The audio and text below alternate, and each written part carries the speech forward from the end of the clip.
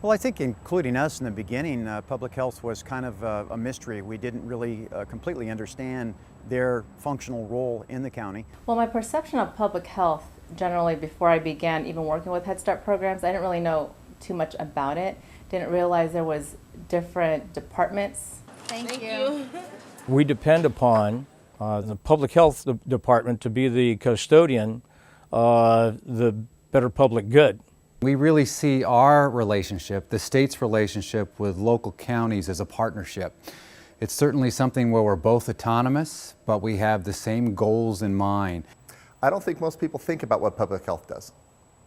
That they probably don't even think that it exists. Maybe those that think about it a little bit more might think back to the sort of traditional days from 100 years ago where they're involved with checking people coming off of ships and making sure we don't spread disease that way. I knew about public health because of our MMRS program, but wasn't highly visible. I thought public health was basically, they would check on cafeterias to make sure that, that their refrigerators were off the ground, 6 inches. 邊個去咗醫生度打針啊？邊個怕打針啊？哦，咁叻啊，咁好啊，咁咧？ Probably before this, the whole H1N1 thing, that relationship was probably very poorly understood. But I think one of the important things about the relationship is once you understand the public health's mission, you kind of understand what the relationship's going to have to be.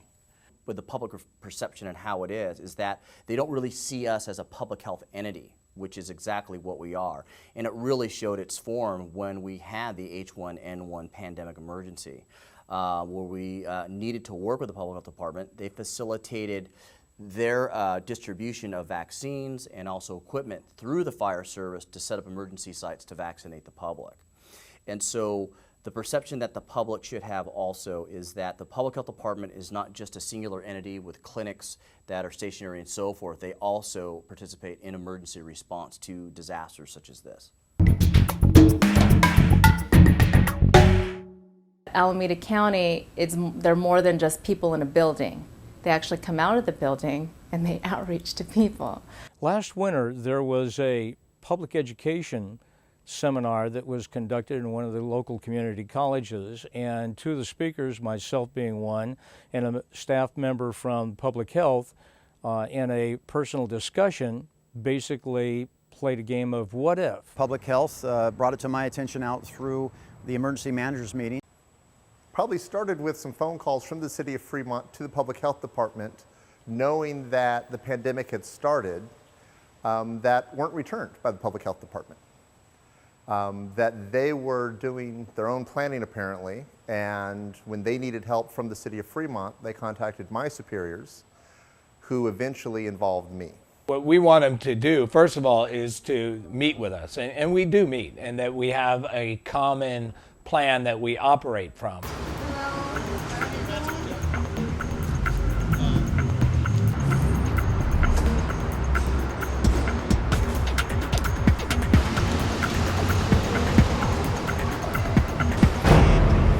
They utilize the fire department and our relations with the other city divisions to go ahead and find locations, sites, volunteers, and so forth. Our work with Alameda County began probably about 2.5 years ago. The county had called on Granger and asked us to compete for an area of business to help create their instant control vests and different N95s for pandemic response. We were asked to come and, one, observe, but observe from the perspective of what could we as CARD bring to this issue in terms of Alameda County has an incredible commitment to doing the pod not just right, but in such a way that the diverse members of this community will be fully served.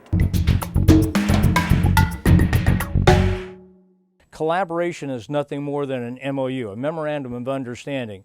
I'll get along with you where I have to. A partnership is one where we get together and we collectively identify where we want to go in a partnership together, and we are going to mutually support one another. It took an event like this for us to work closer and really understand the value of public health and how the fire department locally could help support public health and public health support the fire department. Definitely to put a face to a name and to see people in real life definitely has an impact. It means that the community now has a level of ownership and engagement to this process. They can go back to their own communities and talk about how they were part of this, what happened, the positive experience they had just being here today. She calls me on a Sunday and asks, well, can you get us N95s? And Zara Lynn was so far ahead of the pandemic that they already had more N95s than just about anybody in the whole state of California. And that was by virtue of the relationship that she had with us that we built over time. Partnerships are critical. Without them, we're going to do two things. We're both going to do the same work that's unnecessary, or one of us is completely going to get off on a tangent and essentially even work against the effort of the others.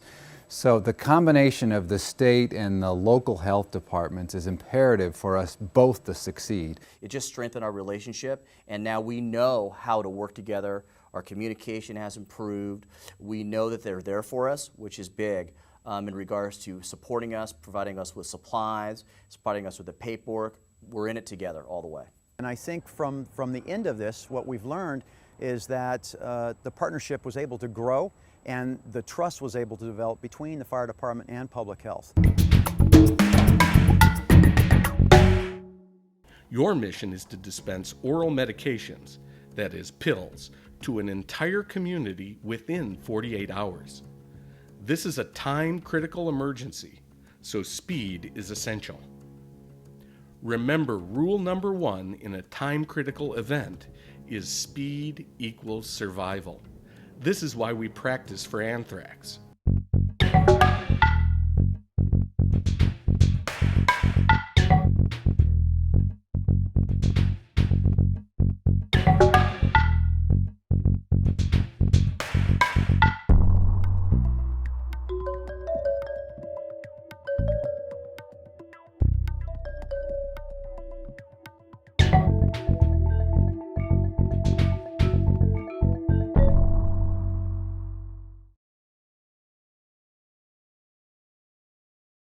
They're set up to do a lot of the behind-the-scenes things that we were actually unaware of at first.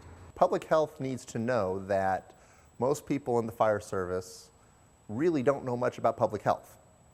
That we do know how to respond to emergencies, and mobilize a lot of resources and support a lot of things and manage an incident, but thimerosal-free, for example, is a term that most people in the fire service probably don't know unless they have kids or a pregnant wife or something. The level of supply cache that they had was significant, had no idea. Their level and ability to go ahead and get us the supplies that we needed and requested.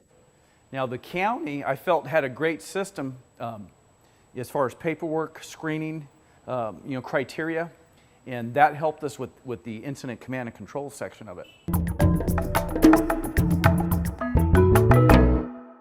So they had the supply, I had the location, I had the families. A lot of people think that they are familiar with the incident command system, they've been to classes, maybe a small scale exercise, but very few people outside of an emergency response agency actually practice ICS on a regular basis. And there's a vast difference between the educational piece and the actual implementation of it. We're reactionary. When people call 911, we go out to the emergency, we take care of business, we do a fantastic job, we come back from that emergency, it's over. In this case, there was planning involved. It was planning to process 2,000, 2,500 people through at one time, which is the fire department is really not used to doing that part of the planning process because we're reactionary. Let's see what we want to do. Your water, by the way, buddy. I'm gonna go get my. Thank you. Thank you.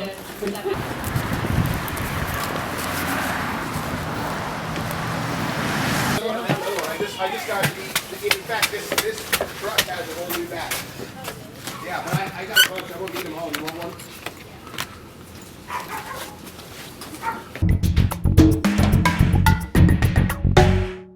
As well as you think it through and plan for the number of people that you will be able to get through a particular station and screen them, you're going to have to make adjustments. The communication was always behind. So by the second and third pod, we had made communications earlier and requests earlier, anticipating what was going to happen at the second or the third pod. And by the fourth pod, we had it down. So what was a good surprise was the level of flexibility and the great team that the Public Health Department had to assist us in that methodology and to get the job done. I think the short list of learning through the public health and through our fire department working together was how closely that we could actually work to develop something for the public, for the taxpayers, the residents, especially here in the city of Hayward. We're able to work together to give something back. We can be educated, and we need to be educated, that when you have special formulations of a vaccine, for example, and it needs to be handled a certain way or administered to a certain group of people, you need to communicate that up front before the pod happens, preferably days in advance. My perception of public health has changed because I saw that there was huge amounts of sensitivity, outreach, collaborative efforts coming from Alameda County Public Health, which I hadn't seen before. So they definitely had the initiative to contact me so we can provide that service for our families. If you'd have asked me how important that partnership was between public health and local EMS a year ago, I would have said very unimportant. Probably they're nice to visit, but we probably don't really have a lot of use for them. But today, after the experience of this unique need that arose in communities all across the country, but here in particular in Oakland, that relationship was key to us, providing a service that was really important to the community. First responders and first receivers in public health, they're great people to work with. They're passionate about what they do, and it's a win-win situation for both parties, so it's a great part about it. The question that we have now is, where do we go in the future? And the beauty and the answer of that is, we have a partnership.